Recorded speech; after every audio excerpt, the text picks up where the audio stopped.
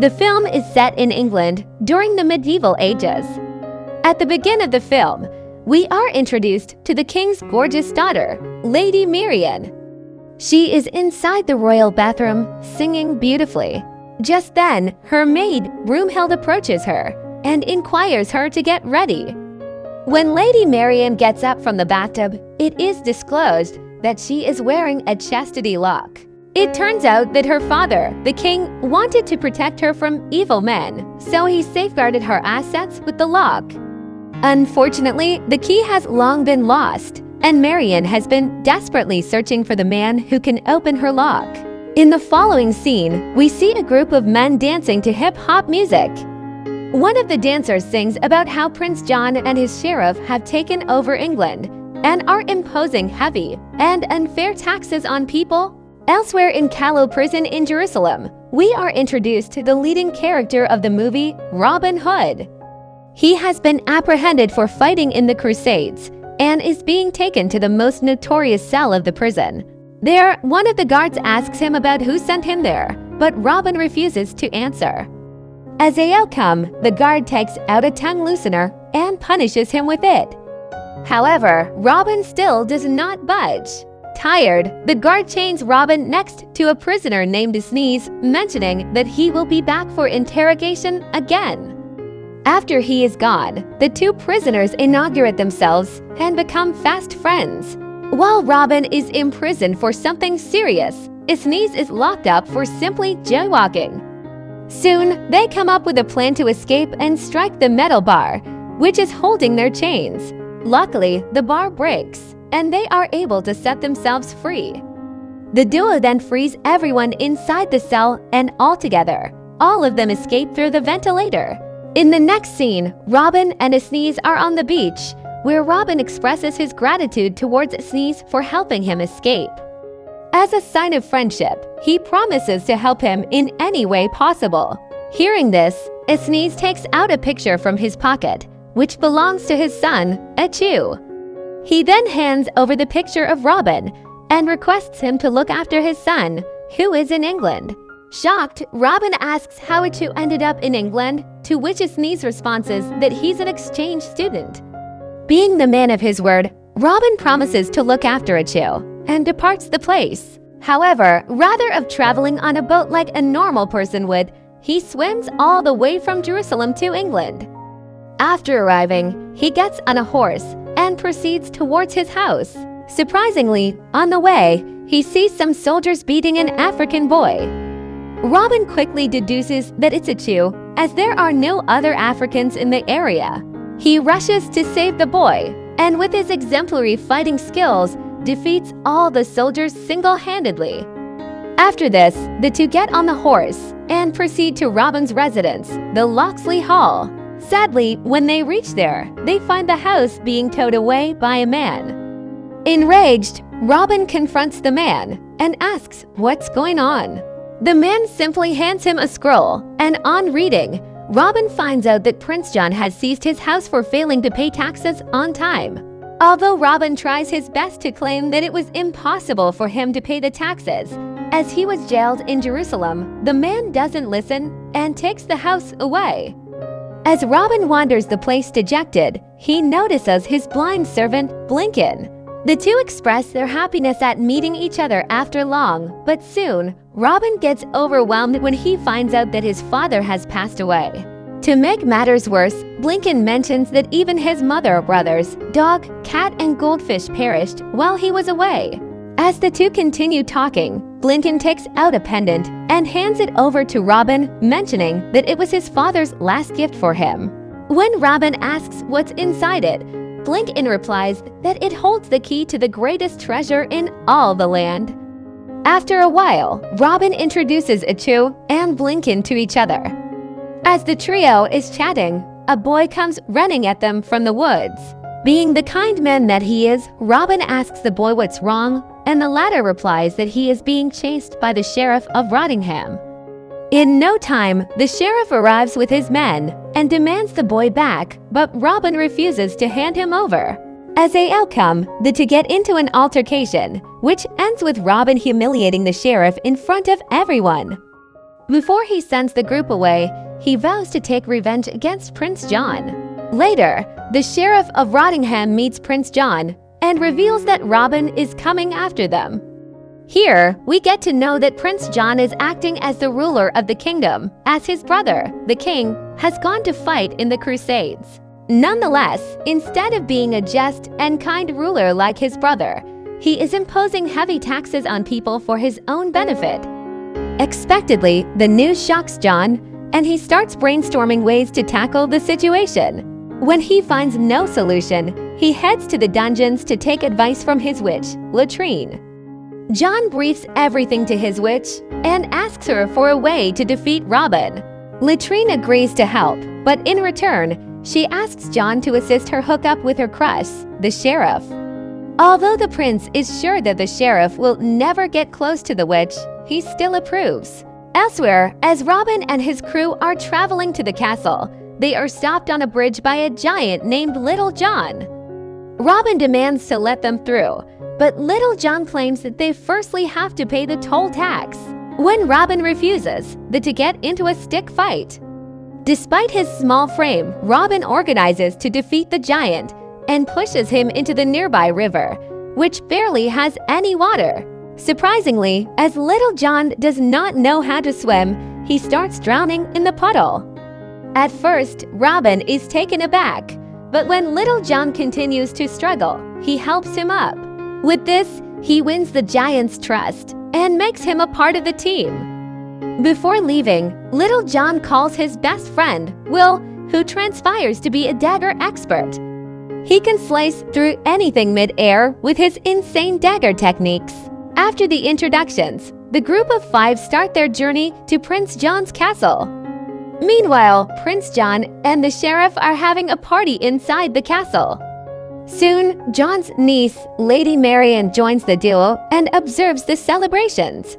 The sheriff, who is infatuated by Marian's beauty, instantly starts flirting with her, but the latter pays him no attention. Just then, Robin barges inside with a dead hop on his shoulder and drops it on the royal table. John and the sheriff are left furious by the intrusion, but surprisingly, Lady Marian is impressed. Robin then introduces himself to Marian and kisses her on the hand. This enrages the sheriff, and he challenges Robin to a fight. Expectedly, Robin cleans the floor with the sheriff, so the prince is forced to call upon his guards. Robin fights valiantly for some time, but he is ultimately outnumbered.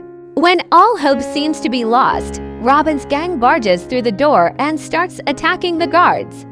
In no time, they subdue all the bad guys, impressing the entire crowd, including Lady Marian. Before leaving, Robin warns Prince John to reduce the taxes, or else he will eliminate him the next time. In the following scene, Little John gathers some men to fight for the cause, but Robin fails to inspire them with his boring speech.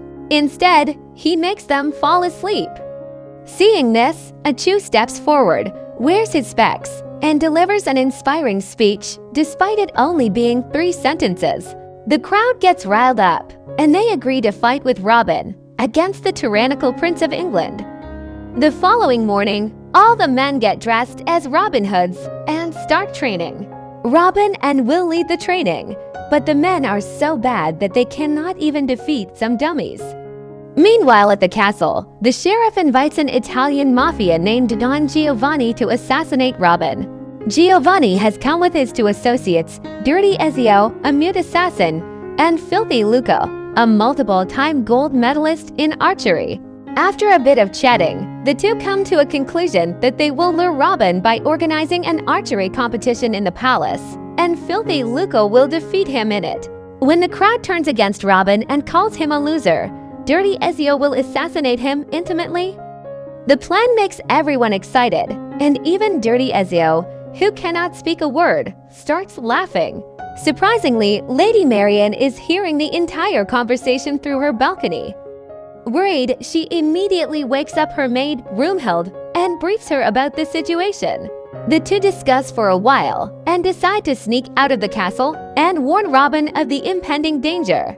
Marian calls her horse, jumps onto it, and lands safely. But when it's Broomhild's turn, her horse clearly moves away, causing her to drop onto the floor. After a while, they reach Robin's camp, and Marian reveals the sheriff's evil plot to them. At first, Robin vows to stay out of trouble, but when Marian mentions that the palace is going to organize an archery competition, he starts having second thoughts. Even if his life is in danger, he has to attend a festival if there is an archery competition in it. Additional this, Robin puts on a show for his men and starts singing behind a curtain in an operatic voice. Although he takes out his sword, the boys on the other side of the curtain think that he has taken out something else. After the performance is over, he takes Marian to a secluded place to express his feelings for her. Nonetheless, as he proceeds to make out with her, he realizes that she has been locked with a chastity belt. Marian then reveals that her overly protective father put the device on her so that she cannot have any fun before her marriage. Hearing this, Robin tries to kiss her, but they are stopped by Broomhild, who mentions that they are getting late.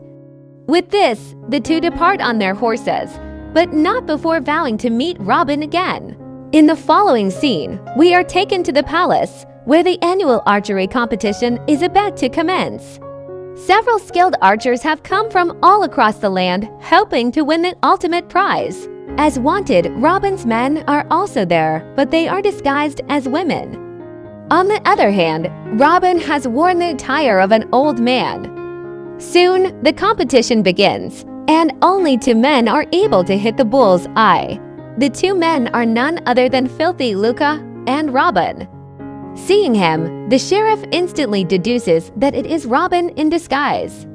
Meanwhile, Dirty Ezio is hiding in a nearby tower, ready to shoot at Robin. As the first round between Filthy Luca and Robin ended in a draw, they are notified to have one more go at it. Robin goes first and once again hits the bullseye. He then removes his disguise and reveals himself to be Robin, much to the delight of Marian. However, when it's Filthy Luca's turn, he takes a good aim and pierces through Robin's arrow, hitting a double bullseye. This gets the crowd going, and they start cheering for Filthy Luca. At the same moment, they jeer at Robin and call him a loser. Robin is in shock, as he is never supposed to lose in an archery contest. Hence, he takes out the movie script to check if everything is fine. Luckily, he finds that he has one more shot left. Prince John and the sheriff also check their scripts and confirm the plot. Wasting no moment, Robin takes out his arrow, but just as he is about to shoot, Filthy Luca pushes him, causing him to fire his arrow up. Surprisingly, the arrow travels in the air through the entire audience and lands on the bullseye, thus making him the winner.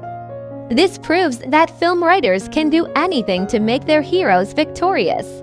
As Robin celebrates his victory, an envious sheriff orders his men to arrest and execute him.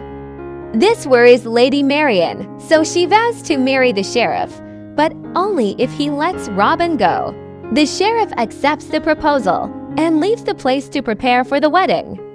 In the following scene, a headman places a noose on Robin's neck just in case Marian changes her mind. Soon, the sheriff arrives with a minister, followed by Marian, who is dressed beautifully for the occasion. She is accompanied by her uncle, Prince John. As Robin watches everything unfold, the marriage ceremony begins. The sheriff accepts his vows instantly, but when it's Marian's turn, she hesitates. This gives Achu an opening, and he cuts Robin loose with the help of an arrow. With this, an intense battle ensues as Robin's men start fighting with the guards. Amidst the chaos, the sheriff grabs Marian and forces her into his room, attempting to make love with her. However, as he proceeds to deflower her, he notices the chastity lock on her. Committed, the sheriff brings a drilling machine and attempts to break the lock, but it's of no use. Just then, Robin enters the room and challenges the sheriff to a duel. The two go back and forth, and during the action, Robin's pendant shatters and a key emerges from it. Surprisingly, the key lands on the lock and fits perfectly, indicating that Marian's virginity is the greatest treasure in the land. The boys are distracted for a while, but soon resume their fight. After a lengthy tussle, Robin accidentally stabs the sheriff with his sword. As the sheriff lies injured on the floor, Latrine approaches him and mentions that she has a pill, which can save him from death. Nonetheless, she will only provide him with it if he promises to marry her. With no options left, the sheriff agrees, and after being saved, he is dragged away by Latrine. In the ultimate scene of the film, Robin and Marian get married in front of everyone. Just then, the king returns from his crusade and condemns his brother from being cruel and evil. He orders his men to lock away John and at the similar time, rewards Robin for his bravery and valor. The king also returns Robin's house back and lifts all the unfair taxes imposed on the people. After this, Robin and Miriam eventually kiss each other. In the post-credits scene, as Robin attempts to deflower Miriam, he discovers out that even with the key, the lock won't open. The film terminates as Robin calls for a locksmith.